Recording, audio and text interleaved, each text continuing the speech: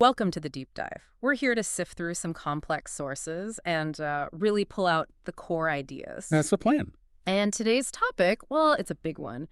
It touches philosophy, medicine, personal struggle, addiction. Is it a moral issue, a choice? Or is it, like we hear so often now, a chronic brain disease? Yeah, it's a debate that's been, well, central to recovery discussions for, gosh, almost 100 years now. Right. And what we want to do today is kind of bridge the old and the new. Look at those foundational ideas, from the big Yeah. book, that allergy of the body, obsession of the mind Hmm. concept, and compare that with what modern neurobiology is telling us. Thinking about work from people like, say, Dr. Gabor Mate, focusing on trauma development. Exactly. So that's our mission for this deep dive. Put those early spiritual insights side by side with the brain scans, the stuff about neural pathways, reduced gray matter. How does that idea of needing a spiritual experience rising from the mud of addiction square with, the hard science? Yeah, and crucially, what does looking at both tell you, the listener, about how to understand this? Maybe about the path forward.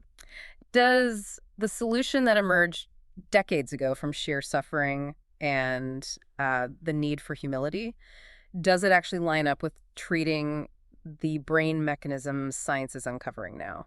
Let's find out. Let's dive in. Okay, so we have to start where the early spiritual approach starts. Step one. The mandatory entry point. Right. Admitting you're powerless over alcohol or whatever the substance or behavior is, and that life has become unmanageable. The sources are really clear. Right. You can't skip this. And whether someone really means it often depends on if they've truly hit bottom. That idea of hitting bottom is what's crucial in this framework. It often means what the sources call total bankruptcy. Total bankruptcy. What does that really mean in practice? It's that point where, the person finally sees that their own willpower, all their attempts to manage their life, control their use, Mm, it's just completely failed. mm. Utterly. They're often left with, well, nothing that feels meaningful. And the early texts, they suggest that without that kind of gut-level experience, that feeling of being forced to feel completely defeated, the average person, who they describe as often being self-centered in the extreme, Hmm. just won't commit. They won't do the really hard stuff that follows the rigorous honesty, the daily upkeep. They won't face their faults or make amends unless they feel like they absolutely have to just to survive. Exactly. Survival becomes the motivator. But that word, powerless, it's so charged, isn't it? I mean, that's where a lot of people push back. Oh, absolutely. The sources even mention that, for people who've maybe spent their lives fighting for control, perhaps in really difficult or abusive situations, being told they're powerless, it feels like, well, just another kick when they're down, another loss of dignity. That's a really important point. And the example of Sandy in the literature really highlights this. For her, powerless just sounded depressing, like weakness, like giving up energy she didn't have. So what did she do? How did she get past that? She had to kind of reframe it internally. She swapped powerless for surrender. But not surrender as in defeat. Okay. More like surrender to the truth of the situation. Actively recognizing, okay, I, myself, cannot control how much I use or the way I use once I start. So accepting the reality of the limitation. Precisely. And paradoxically, that acceptance, that act of realism, becomes the first step towards actual empowerment. It's facing the truth head on. And you need that realism because, as Bill W. and the others saw it, the whole condition is sort of wrapped up in self-deception. Deeply. He wrote that the way we deceive others almost always starts with deceiving ourselves. Yeah. It's like an internal fog machine. The nearly fatal habit of fooling ourselves. That's a strong phrase. It is. The sources talk about the mind creating this really convincing illusion of control. The thought that, okay, the next time I drink or use, it'll be fine. This time I can handle it. Yeah, this time thinking. Right. Alcohol, for instance, it gives this temporary buzz, makes life feel exciting, full of risk and adventure, makes the person feel, I don't know, unstoppable. But it's a complete illusion. Total fabrication, Yeah. according to these sources. The reality, the substance use brings life grinding to a halt.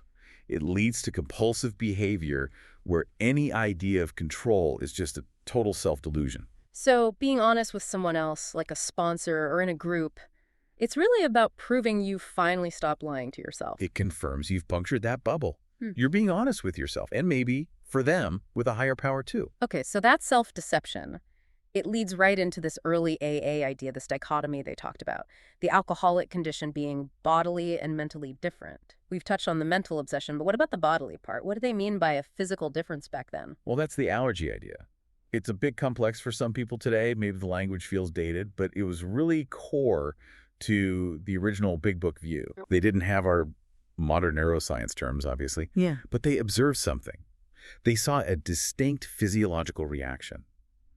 For the person they called an alcoholic, once they ingested the substance, alcohol, whatever, it seemed to trigger this intense abnormal physical craving that someone without the condition just didn't seem to get. So not just wanting more pleasure, but a real physical compulsion. Yeah, a powerful physical drive that gets switched on after that first drink or use. Okay, so the physical allergy kicks in if you use, but it's the mental obsession that makes you pick it up in the first place, even when you know it's going to cause disaster. That's the deadly combination they described. Yeah. The problem starts first mental. It's that underlying belief, maybe built up over years by society or early good experiences, that the substance is good, pleasurable, relaxing, sophisticated, whatever. The mental fight is knowing it ruins your life, but still having this part of your mind insist you need it, or that this time you can control it. The mind, they said, has to be freed from those internal conflicts. The obsession guarantees that even with mountains of proof that it's destructive, some part of the person is still convinced, yeah, but maybe this time? Exactly. And seeing this seemingly unbreakable loop, the physical reaction plus the mental obsession led them to a pretty radical conclusion for the time. Which was? That this condition, this illness, needed something beyond just willpower or medicine as they knew it. It required a spiritual experience to overcome. Ah, okay. And that explains why the steps after the first one pretty much stopped talking about alcohol directly. Right. Step 1 names the problem substance, but the rest. They pivot entirely inward, focus on character, on changing the internal landscape. Because just stopping isn't enough. Not according to this model. It demands a radical and permanent change for the better in one's own consciousness. And that's where humility becomes the kind of the master key. Humility, another loaded word sometimes. It can be, but they were very specific about defining it. Not weakness, not being a doormat. Realism, straight thinking, solid honesty. And this is crucial. A clear recognition of what and who we really are. It's about seeing yourself accurately, flaws and all, without the ego getting in the way. It underpins basically every single step. So if humility is the antidote, what's the poison it's fighting, the core problem? In this view, self-centeredness. Yeah. That's the absolute bedrock of the addictive condition as they saw it. Egotistical thinking. Everything revolves around me, my fears, my wants, my resentment. Exactly, taking everything personally. So the main job, the task of character building, is what Bill W. called learning daily to spot, admit, and correct these flaws. It's not a one-off, it's constant vigilance. An ongoing internal monitoring system. Yeah. And the goal isn't just to think differently. It's to translate a right mental conviction into a right emotional result, and so into easy, happy, and good living. It's about feeling different, living different. The whole spiritual program is designed to basically dismantle that self-will running riot, because that's what they believed always led back to the substance. Okay, so that's a really powerful description of an internal state, self-centeredness, obsession, coupled with a physical reaction. But how does that map onto what, modern science is showing us? If the spiritual path starts with the mind's content, science tends to start with the brain's hardware. Right. And the whole push to label addiction as a chronic brain disease really hinges on things we can now see and measure. Observable changes in neurobiology. And what's fascinating, truly, is how closely some of these physical changes mirror the behavioral problems the Big Book authors were describing way back when. Well, so let's get into that physical evidence. The sources talk about concrete changes like reduced gray matter density in the cerebral cortex. Yeah, basically meaning fewer or smaller nerve cells. And they see this pattern in people with long-term addictions to various substances, cocaine, heroin, alcohol. And it's not just that it's smaller, but it's linked to how long they've used. Exactly. It's correlated with years of use. The longer and heavier the use, generally, the more significant the reduction in volume. And critically, where's this reduction most pronounced? In the prefrontal cortex, the PFC. The PFC, that's the brain's executive suite, right? Yeah. Planning, decisions, impulse control. That's the one. Your internal CEO. It handles rational thought, weighs consequences, manages emotional impulses, and brain scans show that in people with chronic substance use disorders, this area uses significantly less energy. It's less active. Okay, wait. This feels like a really key connection point. If the spiritual problem described is the inability to control impulses and diminished capacity for rational thought, that's the mental obsession piece, Hmm. then reduced gray matter and lower energy use in the PFC sounds like the physical reason why it's so hard for them to just choose differently. Precisely. If your executive function is biologically impaired, your capacity for rational self-control is compromised at a hardware level. The part of your brain that should be stepping in and saying, hey, wait, remember last time, don't do that. It just doesn't have the resources or the connectivity to effectively override the more primitive, impulse-driven parts of the brain. The failure of self-will, but explained physiologically. You could definitely see it that way. Yeah. The lack of PSC horsepower is like the biological signature of that struggle. And the brain chemistry, it's more complicated than just, oh, addicts are chasing dopamine highs, isn't it? The sources distinguish between motivation and, like, core comfort. Yeah, that's a really important nuance. We talk a lot about dopamine, and it is involved, but maybe not how people think. Dopamine seems more linked to motivation, the drive, the seeking what some call the pleasures of the hunt. The wanting. The wanting, exactly. It gets you off the couch and moving towards a potential reward. But many researchers, like Mate, argue that addiction fundamentally hijacks the brain's natural opioid system. Okay, and what does that system handle? That's more about the core feelings of pleasure and well-being. Sweetness, physical comfort, feeling safe, satiated, calm, connection, belonging. So the person isn't just trying to get high, they might be desperately trying to feel normal. Or just, okay, less pain. That's the argument. Yeah. The substance becomes an external stand-in for internal regulation that's gone offline. The addicted brain, in this view, is stuck in a relentless, often joyless cycle of pursuit. The dopamine system is firing, saying, go get it, find it, driving the craving. But when they actually use the substance, the natural opioid system is so depleted or damaged that it doesn't provide that deep, lasting sense of satisfaction or comfort. So it's like being starving, constantly hunting for food, but nothing you eat ever really fills you up. That's a great analogy. It's a constant gnawing emptiness, which interestingly maps right back onto that idea of the internal void we talked about in the spiritual model. Yeah. And that void you mentioned often traces back to development. So beyond the immediate brain chemistry, the modern view increasingly frames addiction as, well, a developmental issue, linked to specific life stages and, really importantly, early life experiences. The data here is pretty stark. Adolescence is a peak risk period. Why? Because the brain, especially the POC, is still under heavy construction. Right. Think about this number. If someone starts drinking regularly at age 14 or younger, their risk of developing alcoholism later is nearly 50%.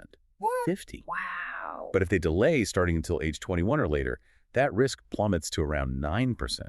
Introducing addictive substances or behaviors during that critical window seems to fundamentally alter the brain's wiring for coping and reward before it's fully formed. And the risk isn't just about starting age. It's often linked to what happened before that in childhood. You mentioned trauma, but also something called proximate separation. Let's unpack that a bit. Right. It's not always about overt abuse or neglect, though that's tragically common too. Proximate separation is more subtle. It's when a parent is physically there, but emotionally checked out, distracted, unavailable, maybe overwhelmed by their own stress or mental health issues. So the child has food and shelter, but feels emotionally alone. Exactly. Physically present, emotionally absent. And that experience, that lack of consistent emotional attunement, can disrupt the normal development of the child's own stress response systems and their ability to self-regulate emotions. They don't learn how to soothe themselves effectively. Which leaves them more vulnerable later on. It increases the risk significantly. Their internal systems for managing stress and finding calm are underdeveloped, making external sources, like substances, seem like a viable, maybe the only solution later when life gets tough. So you get this picture of maybe a shattered childhood being common. If the sources say a high percentage of people with addiction have experienced at least one significant childhood trauma, then the idea of addiction as self-medication makes a lot of sense. Using something external to try and quiet the internal storm caused by those early developmental wounds. And this complexity is really where the disease label gets debated fiercely. On one side, you have the medical perspective saying, look, we see chronic changes in the brain, new neural pathways are formed, there's physical damage. It fits the definition of a chronic, relapsing brain disease. And labeling it a disease helps reduce stigma, right? It allows doctors to diagnose it early, seeing things like depression or irritability, not just as personality issues, but as potential symptoms of an underlying physiological condition. Treatment, not blame. That's the argument, and it has value, but then there's a strong counter-argument. People say, okay, yes, the brain changes, but those changes happen because of the behavior, which itself is often rooted in learned responses. Those implicit stories and beliefs formed from adverse experiences. So more like a developmental disorder or a learned behavior pattern that got deeply ingrained rather than a disease like diabetes. Kind of. If it's learned, even if it changes the brain, then perhaps the capacity to unlearn or relearn is more central than just treating a static disease state. Right. It emphasizes neuroplasticity. And this difference in viewpoint leads to very different ideas about treatment, doesn't it? The early 12-step idea emphasized hitting that total bankruptcy, being forced to feel completely defeated. It sounds, frankly, pretty harsh, confrontational. It can sound that way, yeah. And this is where modern research offers a really important contrast. While that early model focuses on self-imposed humility, realistically assessing your own state science, now strongly suggests that treatment methods based on external humiliation, punishment, or aggressive confrontation are actually harmful. Harmful how? Decades of studies show these approaches don't work well and can even make things worse. They can increase symptoms of PTSD, make people defensive, and actually increase the risk of relapse. So there's a huge difference between someone choosing to be humble and face their own reality versus someone else shaming or confronting them into submission. A critical difference: self-acceptance and rigorous self-honesty, even when painful.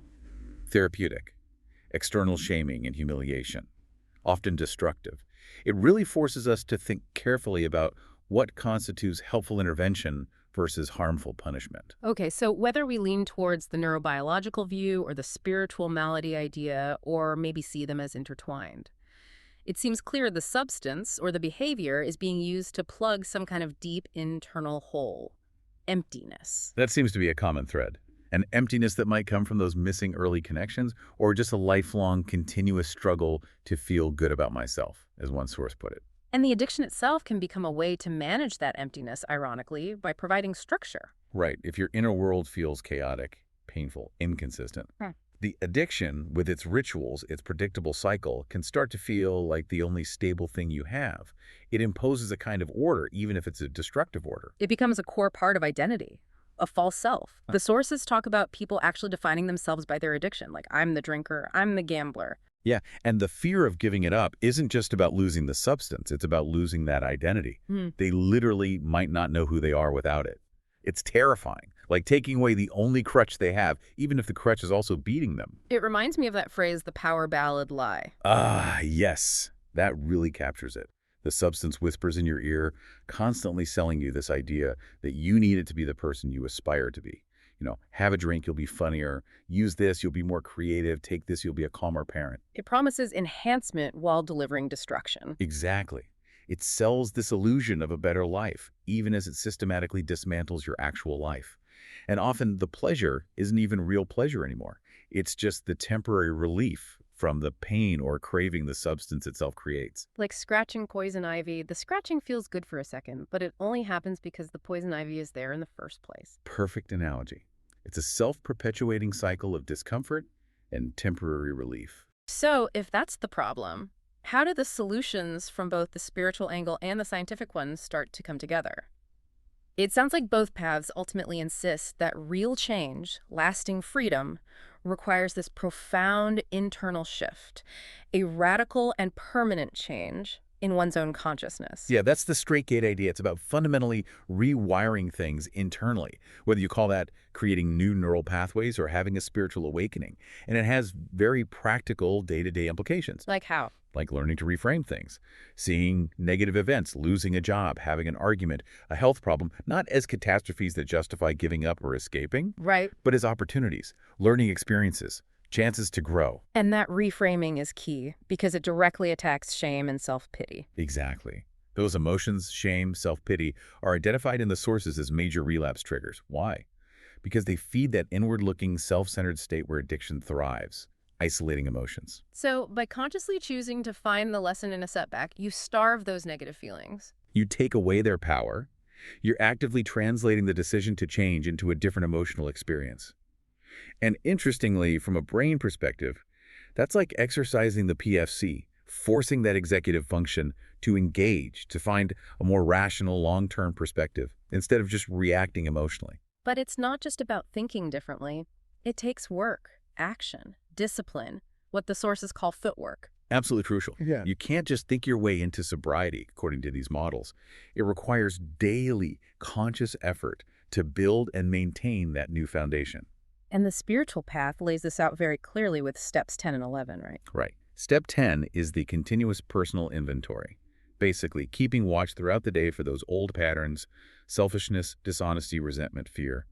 And when you spot them, admit it, address it promptly. It's like daily mental hygiene, constant course correction. It's the daily practice of that humility, that straight thinking we talked about. Yeah. And step 11 builds on that. Seeking conscious contact with a higher power, however you understand that, often through prayer and meditation, improving that conscious contact. So this daily routine, this discipline, it's essential because it acts like a structured support system for a brain that might be compromised. That's one way to look at it, definitely. If your internal self-regulation system, your PFC, isn't working optimally, these spiritual practices provide an external conscious framework to help manage impulses, reframe thinking, and stay on track. It creates that unshakable foundation for life by making growth a habit, not just an occasional event. And the result, ideally, isn't just stopping the behavior, it's becoming someone new. This is where the sources make that really important distinction between being merely dry and achieving true sobriety. Okay, what's the difference there? Dry versus sober. Merely dry means the substance is gone, but the underlying thinking patterns are still there. The person might still be full of resentment, fear, grandiosity, what they call thinking alcoholically. The outward behavior stopped, but the internal condition, the spiritual malady, is still active. So a dry drunk, basically. That's the common term for it, yeah. Yeah. True sobriety, or sometimes they call it serenity, isn't just abstinence, it's a whole new way of life. It means actively living by the principles, learned humility, honesty, tolerance, service, It's replacing that destructive false structure of the addiction with a healthy, authentic one. built on those positive principles, consistently applied. And the payoff, the promise, is described as a life that becomes happy, joyous, and free. Real freedom, Which means... having dignity back, Yeah. functioning responsibly, and fundamentally replacing that pervasive fear that drove the addiction with faith in a higher power, or in the process, or in something larger than their own troubled ego. It's fascinating how this change can even affect the feeling of time itself. That focus on just for today, living in 24-hour chunks. It seems so effective. It really does. When the mind isn't constantly chaotic, bouncing between craving and regret, obsessed with the past or terrified of the future, the experience of the present moment changes. As one source puts it, actual time can be and often is irrelevant. Oh, so? 5 days lived intentionally, focused on recovery and growth, can feel more meaningful, more real than 5 years lost in the fog of active addiction. That focus on the now, the 24-hour plan, provides stability and makes dealing with life manageable. Allows the person to actually show up and start rebuilding. Hashtag, tag, outro. So when you pull it all together, Yeah. the old spiritual text, the modern brain science, that argument over the label, is it a disease, is it not? Mm-hmm. It kind of fades in importance compared to the solution. Yeah, the what it is matters less than the what do we do about it. Right.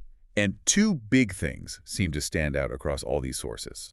First, whatever you call it, the condition involves this profound loss of control. It's linked to real internal differences. Whether that's the physical allergy or the compromised PFC function or the deep wounds from trauma, when it's active, the person's mind just isn't reliably in the driver's seat. Exactly. And second, the way out is never passive. It demands this intense, daily, ongoing commitment. Self-reflection, honesty, reaching for something beyond yourself. The common enemy really seems to be that self-centeredness, which you could see as the behavioral result of that impaired executive function. And the solution is actively cultivating the opposites. Honesty, consideration for others, humility. That seems to be the necessary medicine, regardless of the original cause. It's about consistent action driving internal change. Which makes the debate over the word itself feel a bit secondary. The real work, the footwork, is the same regardless of whether you call it a disease or a spiritual malady. It requires that relentless self-correction and connection. Yeah. And that brings us to a really interesting final thought, something to leave you with that comes directly from these early recovery writings. The founders, they realized pretty quickly that the survival of their whole movement, and maybe by extension, the long-term recovery of any individual hinged on sticking to their primary purpose. Which was carrying the message to others still suffering. Right. And they specifically warned against being tempted by complacent self-satisfaction. Mm-hmm. So here's the tension. If humility is about radical self-acceptance, seeing yourself clearly, but survival depends on constantly looking outward, on service, on avoiding complacency, what does that ongoing tension mean? What does it mean for sustaining recovery long term? Is that fight against becoming complacent, against resting on your laurels? Is that the real lifelong challenge, even after the substance is gone? Something to think about.